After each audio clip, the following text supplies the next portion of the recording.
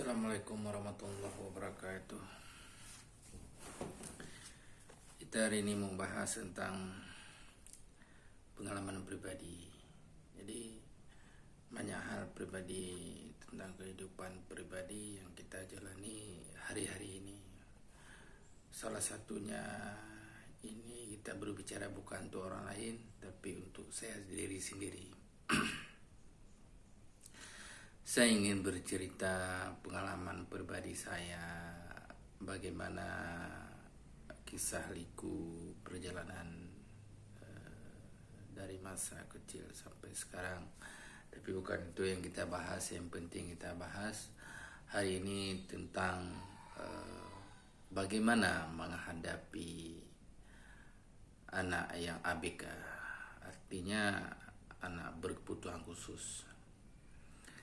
Karena kami pernah merasakan sendiri bagaimana pahitnya perjalanan kami menjalani anak ABK.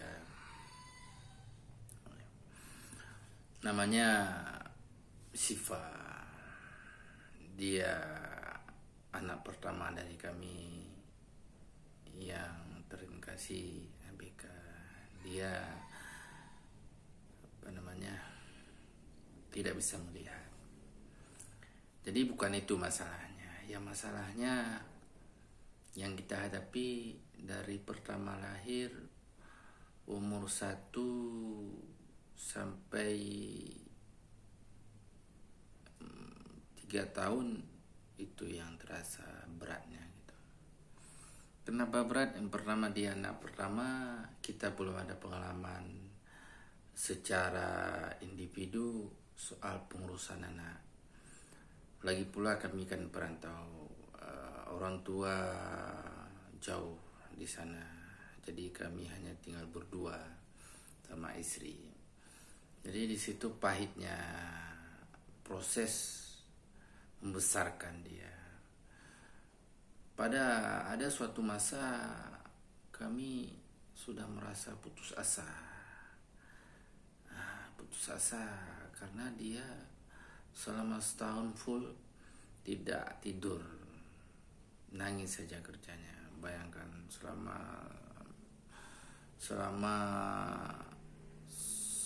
2 bulan full itu dia nangis saja, nangis siang malam nangis, tidur bentar nangis lagi. Jadi habis akal lah kita untuk suatu hari untuk menghadapi itu.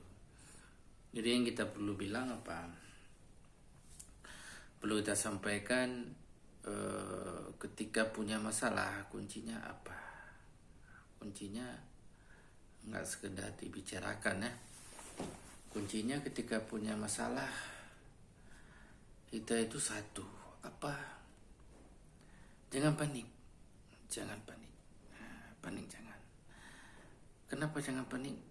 Kalau panik, pikiran kita kotor. Pikiran kita kotor, nggak jernih. Ketika nggak jernih, kita hanya mudah menanggapi apa yang disampaikan orang, tidak ada rasa memikirkan secara logik lagi gitu. Jadi banyak nanti orang sampaikan, ketika orang sampaikan ini yang menghadapi kita kesalahan besar. Kita memakan orang yang disampaikan. Contoh, direkom orang bawa ke sini, bawa ke situ. Ketika kita ikuti itu, nggak selesai masalahnya rupanya. Ya, karena kita tidak jernih pikiran kita. Kita hanya mengikuti orang. Orang ketika sedang ngomong sudah. Terkadang ada orang yang suka melihat kita senang, ada orang yang suka melihat kita susah.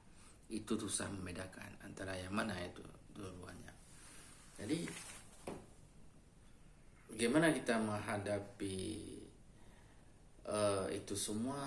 Kami menghadapi itu semua akhirnya berobat ke dokter, berobat ke sana, berobat ke sini. Karena ke dokter kita di sini keterbatasan, artinya bukan di sini, bukan di Indonesia, tapi di kami di sini kan.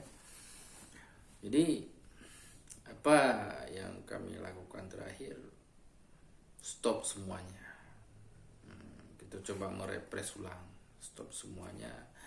Kita coba merenungkan kembali, apa namanya, misalnya tentang air berobat, udah berapa puluh botol, berapa puluh kardus, kita stop, nggak usah minum lagi. Tentang dokter berobat sana berobat sini, stop, karena semua itu hanya menghabiskan uang. Ternyata kuncinya kita kan bukan berobat. Dia ada penyakit yang bisa disembuhkan, ada penyakit yang memang sudah takdir. Kita memang harus terima takdir.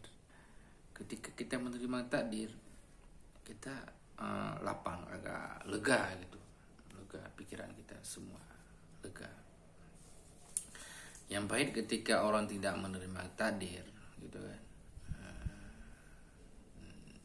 dia akan berusaha semaksimal mungkin, efeknya apa? Fatal gitu.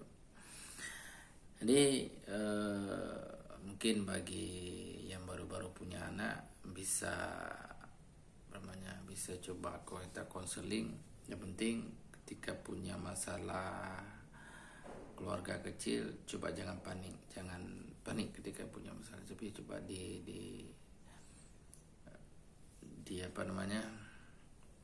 distabilkan pikiran dulu. Biasa kalau sudah panik itu efeknya emosi. Ketika emosi, ya bayangkan dua-dua emosi, ya istri sama suaminya emosi, ya apa terjadi? Hal tidak diinginkan terjadi. Jadi kita bercerita pengalaman pribadi, berapa uang sudah keluar, tidak usah dibahas, udah kemana-mana, udah ke seluruhnya, misalnya berobat, orang tidak akan melihat itu. Yang orang melihat apa? Tidak ada berusaha. Ketika kita cerita baru dia tahu, oh gitu, karena dia tidak merasakan. Makanya jangan didengar omongan orang, tapi coba dipikirkan untuk diri sendiri. Sama antara suami dan istri, coba dimusyawarah. Karena memang betul seperti orang bilang,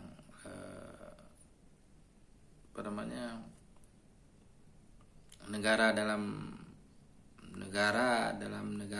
negara di rumah tangga. Itu yang negara pertama. Bagaimana kita memanajemennya? Tidak mudah, perlahan-lahan. Kalau misalnya salah daripada pengurusannya, ya amburadul itu ceritanya, efeknya fatal. Bisa bermacam kan, bisa misalnya pisah dan sebagainya, karena itu jalan buntu. Kenapa orang pisah? Karena itu jalan buntu ketika dia punya masalah. Jadi itu ada segmen lain nanti soal masalah keluarga kita bahas. Sekarang kita bahas masalah menerima takdir anak ABK. Jadi bayangan kami dulu ketika masih dia bayi, masih dia kecil, apa tanggapannya, bagaimana kalau dia besar, bagaimana kalau dia sekolah, bagaimana kalau dia besar, dia kawin dan sebagainya. Itu tidak usah dipikir, itu lebih sedih. Sekarang dia umurnya sudah SD, sudah kelas 3 SD. Jadi kita bercerita sama dia karena dia adalah motivasi daripada kita berdua, kami berdua.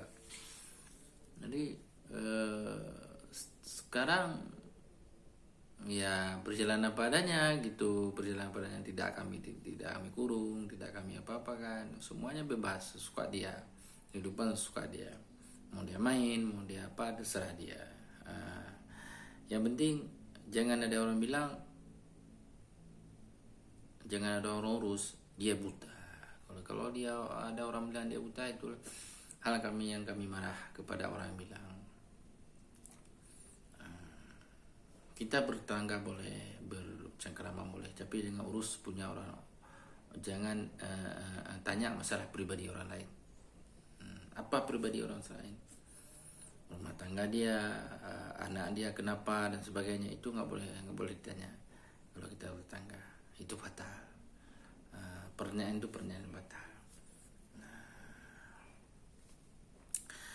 Jadi mumpung hari ini hari Jumat, waktu sudah jam 12 sekian. Kita permisi dulu. Mungkin lain waktu kalau misalnya ada yang nonton, ada yang coba sharing tentang pengalaman pribadi atau ingin tahu tentang kisah-kisah pengalaman pribadi, bisa kita bantu share. Itu aja. Assalamualaikum warahmatullahi wabarakatuh.